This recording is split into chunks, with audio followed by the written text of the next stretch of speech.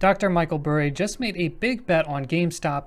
The question is, was it a mistake? Now, there's reasonable arguments to be made on both sides, and we'll answer that to get a better understanding of Burry's thought process. In addition, we'll take a look at Scion Asset Management's full portfolio holdings. Now, Dr. Michael Burry, as you likely know, is one of the fund managers who correctly predicted the financial crisis and profited greatly from it, a story that was portrayed in the popular movie The Big Short. We now have access to his quarterly 13F filing for June of 2019, which has his now most recent stock holdings. In this video, we'll be doing a portfolio review of Scion Asset Management's most recent 2019 investment portfolio, covering Dr. Burry's holdings, stock trades, and portfolio performance. Before we jump in, take a second to make sure you're subscribed to gain access to more investment content like this in the future. So regarding Dr. Burry's portfolio, one of the things that garnered a lot of headlines was his investment in GameStop. Now, for those of you who've seen my past videos on Burry's portfolio or have been following him for some time, know that this isn't the first time he's invested in the struggling retailer. However, as we'll discuss more later, this is the first time Burry's taken such an activist role with the company,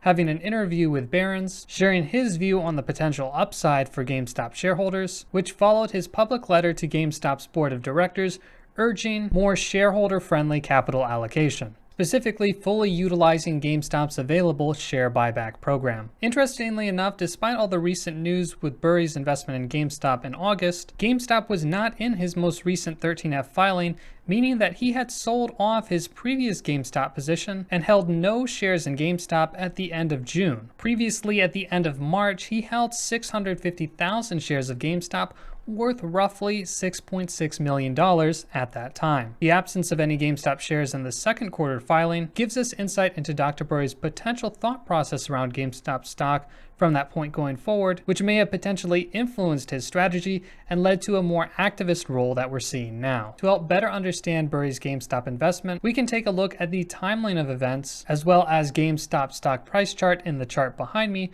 over the last 6 months. At the end of March 2019, we know from Burry's 13F filing that he held 650,000 shares of GameStop. At a price of $10.16 per share, that stake was worth roughly $6.6 million.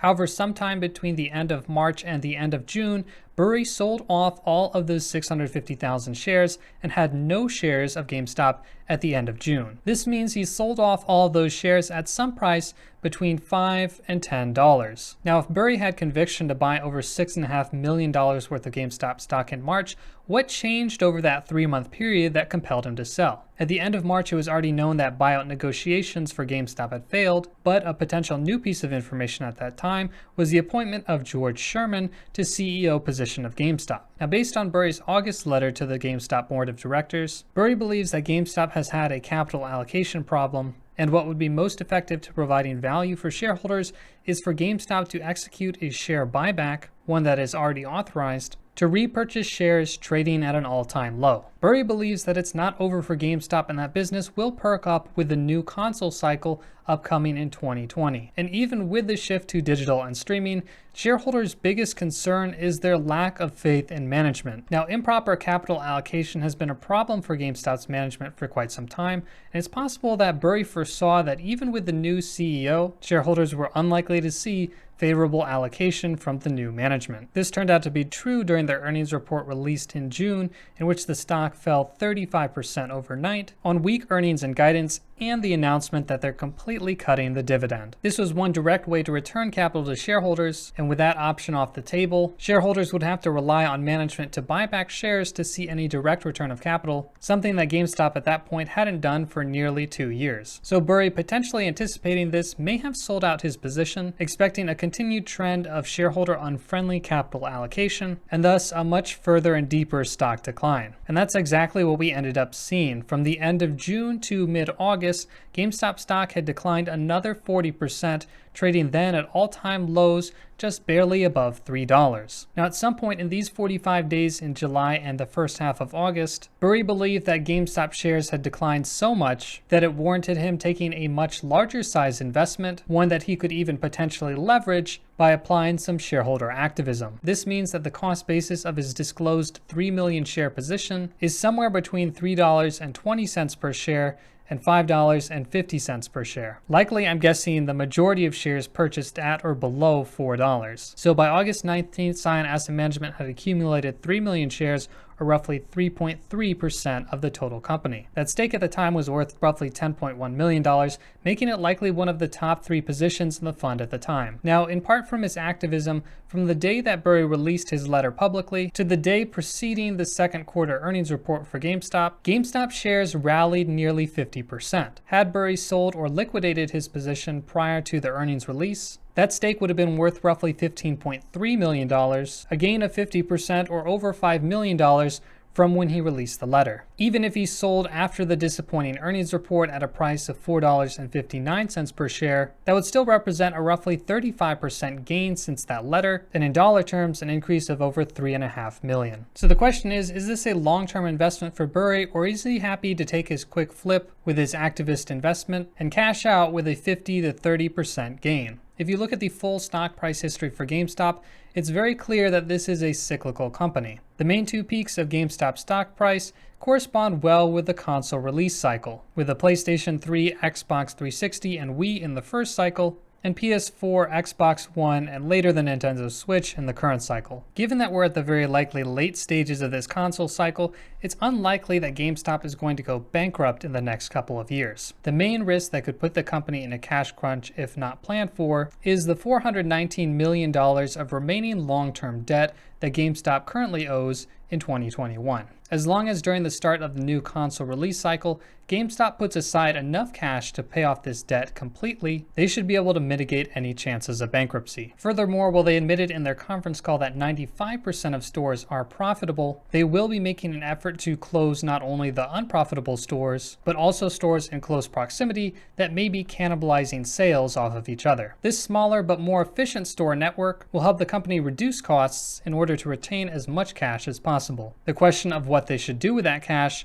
is something Burry has a strong opinion on. Excluding any new business initiatives which are unlikely to be too capital intensive, there are 2 main capital allocation options available for GameStop. One is Burry's suggestion, which is to use the cash now to buy back as many shares as possible while valuations are trading at depressed levels. Once that buyback authorization is used, then use the remaining cash flow from the business and the new console cycle to pay off the remaining debt. This option is a bit riskier because there'll be less cash available and on hand in order to pay off the 2021 debt. Either GameStop will have barely enough to pay it off, or they will have to refinance potentially at a higher interest rate. This does offer the potential higher reward for the shareholder if they're able to effectively reduce the share counts while share prices remain low. This would also potentially be good for a quick win for short-term shareholders, as buying back stock aggressively at these levels would likely trigger a short squeeze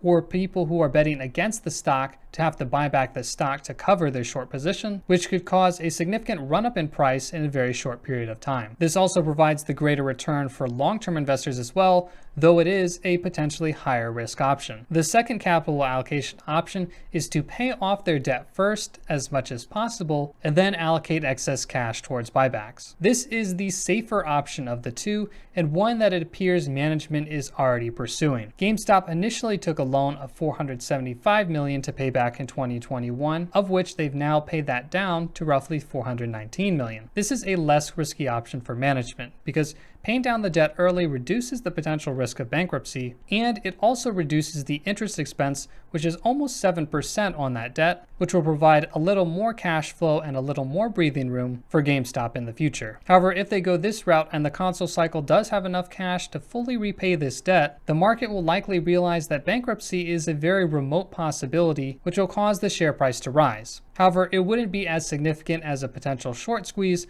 driven by significant and aggressive buying back of shares. This is the safe option for management to keep their jobs as long as possible. It is not a short win for the stock, as it likely won't see significant upside until the beginning of the new console cycle, but could provide long-term shareholders some modest appreciation if successful. Overall, both plans are dependent on the next console cycle in 2020. Will that provide enough cash flow for GameStop to pay down their debt as well as buy back shares? Or will the continued trend towards digital gaming continue to erode their pre-owned sales, which is their highest margin profit driver? It'll be interesting to see. You can definitely make an argument for either side. I've owned GameStop shares in the past, but don't anymore, primarily due to my skepticism with management on allocating capital effectively. Now, while Burry's involvement is encouraging, it's no guarantee that buybacks will actually occur, and I still think management is leaning towards the debt repayment option first. Either way, it should be an interesting stock to follow to see how things will turn out. As for the rest of Burry's portfolio, aside from GameStop, which was not in his June 13F filing,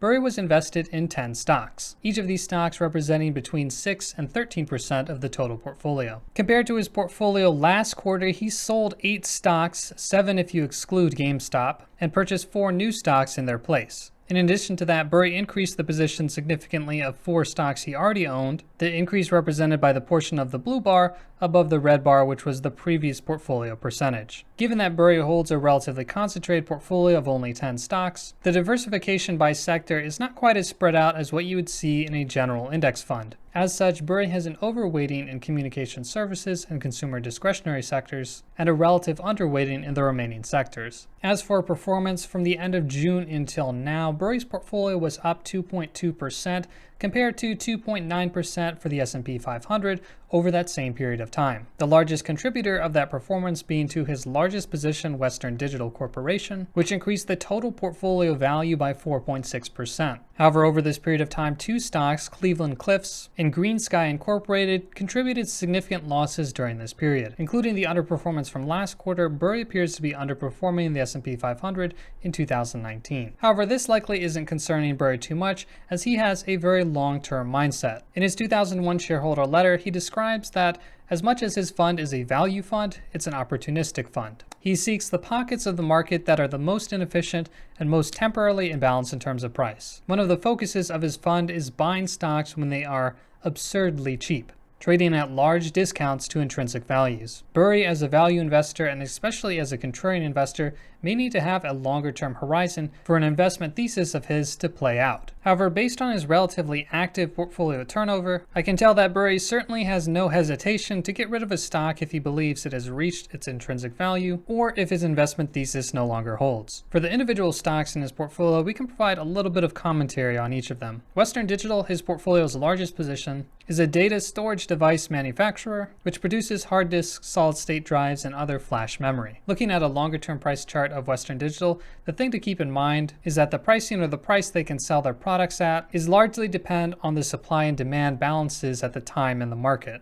This means there's periods where supply and demand can be in balance, and pricing is relatively high, leading to high revenues and profits, or excess supply or lower demand can lead to lower prices and lower revenue and profits. This is a cyclical dynamic, meaning you can profit by purchasing at the lows, normally when fundamentals don't look that great because current revenues and profits are relatively low to historical levels. The risk is then in timing the cycle and trying to determine exactly when the bottom is, and if you're wrong, you may have to wait several years for you to recoup your investment. Based on Burry's position sizing, he seems relatively convinced that we've reached the bottom of the memory pricing cycle in 2019. Cleveland Cliffs is an iron ore mining company in the United States. Now, mining is a very capital-intensive business, and in addition to that, miners don't necessarily have a lot of control over the price of the product they sell, because for the most part, the product they're selling is a commodity. Iron ore is iron ore. There isn't anything particularly special about Cleveland Cliffs iron ore, so they don't have any pricing power and will have to accept the market price for their product. Given that, looking at its forward price to earnings ratio of under 6 and its price to cash flow ratio of roughly 11, this does appear to be a value or deep value stock, which might interest contrarian investors like Burry. One thing to keep in mind, though, is that with a debt-to-equity ratio of over 7,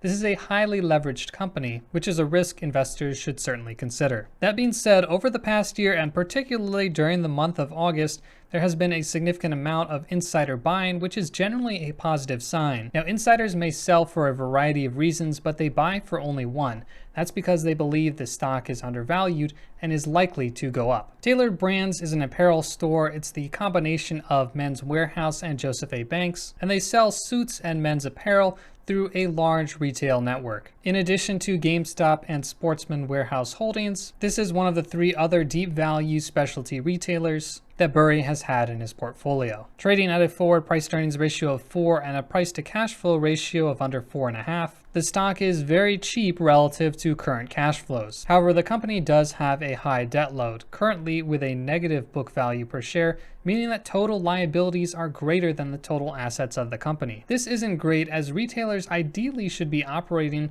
with relatively low or no leverage. In addition to that, Tailor Brands' most recent earnings report had disappointing earnings as well as year-end guidance, and they recently decided to completely cut the dividend so they could instead reallocate that capital to pay down an additional amount of debt. Tailor Brands is another stock that Burry took an activist role in, encouraging management to use its share buyback more effectively. This may have helped contribute to the nearly 40% price run-up over the last week, but following the disappointing earnings report and decision to cut the dividend, Tailor Brands has given up most of those gains. FedEx, as you likely know, is a delivery services company and is a company that Burry initiated a position in sometime between April and June. My guess is Burry likely bought into FedEx late May or in June when perceived trade tensions with China were relatively high. FedEx is impacted by the trade war with China, but it's possible that Burry thought those risks were already baked into the price at roughly $150 per share. FedEx recently had negative free cash flow due to capital expenditures, which is why there's no price to free cash flow ratio listed here. This is something for investors to consider, and it's something that's kept me personally away from the stock for now.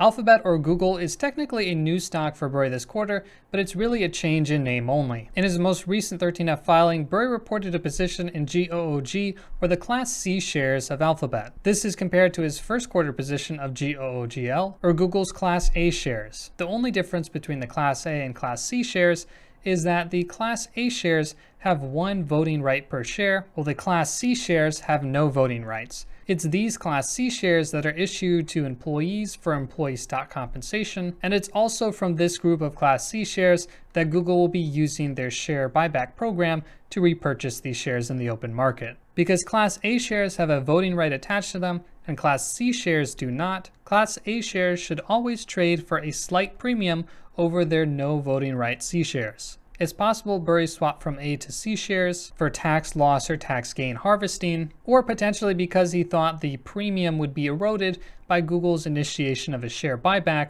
which would be explicitly on the Class C shares. Personally, I don't think there should be an erosion of this premium, because even though it's the Class C shares being bought back, every share bought back benefits both classes of shares, both A and C, with a reduced total share count. Overall, I personally like Alphabet stock and actually initiated a position myself after the antitrust fears in early June, and currently think it's likely one of the best values out of the current FANG stocks. Cardinal Health is a drug wholesaler and medical supplies distributor. The company is trading at relatively low forward price to earnings ratios as well as price to cash flow ratios, in part due to concerns over opioid distribution and potential legal settlements related to it. Within drug wholesalers, Cardinal Health has been lagging a bit compared to peers, as McKesson Corporation has seen more of a recovery over the past year than compared to Cardinal Health. This is a new position for Burry, representing roughly 10% of the portfolio at time of accumulation, which he bought sometime between April and June, likely for a dividend yield of over 4%. Alibaba is a specialty online retailer, often referred to as the Amazon of China. Again, a new position for the quarter.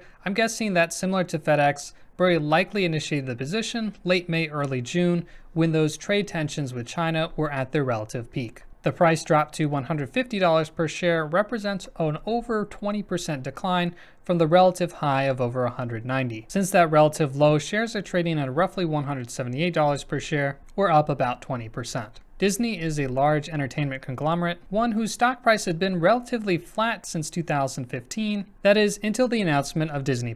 In anticipation of the streaming service, investors are expecting higher levels of growth from Disney in the future, which made them willing to pay a higher price to earnings multiple for the stock. Now, Burry owned Disney stock at the end of the first quarter, so he benefited fully from the pop in the stock price from the announcement of Disney+, but during the next preceding 3 months, he only trimmed his position by 14%, meaning that despite the large increase in price, Burry likely still sees some upside with Disney stock, even at these more elevated levels. One thing to note for investors is that Disney Plus won't automatically translate to immediate bottom line growth. In fact, the company has admitted that the service will take several years to become profitable. As such, investors likely need to be patient with Disney to see the long-term returns that they expect. GreenSky Incorporated is a business software and services company that provides payment solutions to merchants. Their relatively recent IPO in 2018 that was frankly a bit of a flop. After a very significant post-IPO decline, Burry initiated a position in the first quarter of 2019, and at the time was a relatively small position in his portfolio. However, in the second quarter between April and June, he more than doubled the size of the position, making Green Sky over 7% of his total portfolio. However, unfortunately, this stock is one of his worst performers in his portfolio currently, after recently reporting a poor earnings report and announcing that they'll be undergoing a strategic review. That, coupled with the already precipitous decline in the stock price since IPO, is not a great sign for newly listed companies. I'm not exactly sure what Burry sees here, but I will admit I haven't dug too deeply on this one. Sportsman's Warehouse Holdings is another multi-quarter long holding, again one of the beaten down retail stocks. This is very much a small cap stock with a market capitalization of just above $200 million. The company provides a network of retail locations to sell outdoor sporting goods. This stock was actually one of the best performers since the end of June, and although we did see some insider buying by the CEO during this period of time, it was a very small amount, relatively insignificant in the big picture of things. Overall, this portfolio doesn't surprise me too much, and it's what I've come to expect from Burry and his investment style. He has several stocks which could be considered either deep value or contrarian value stocks, stocks that'd be considered more traditional value stocks, as well as some growth stocks he believes are trading at a reasonable price relative to their growth rates. Personally, for me, what I'm most interested in seeing in his next quarter 13F filing is what he's exactly doing with his Tailored Brands and GameStop positions. Those were the two positions that he took a very activist role in and also had a sizable position in each of those companies. I'm curious if he intended for these to really be long-term positions in his portfolio, or if he was just looking for a quick short-term return that he could potentially draw out with his activist activities. That 13F filing for his holdings at the end of September will likely come out mid-November, so we'll likely get a better idea of his true intentions then. Overall, I'm curious to hear what you think about Burry's portfolio. Was there anything that surprised or shocked you, or things that you think he should be doing differently? Let me know in the comments below. I'll be interested in reading your thoughts. Overall, I hope you enjoyed this video. Thank you for watching. My name's Michael, and I will see you in the next video.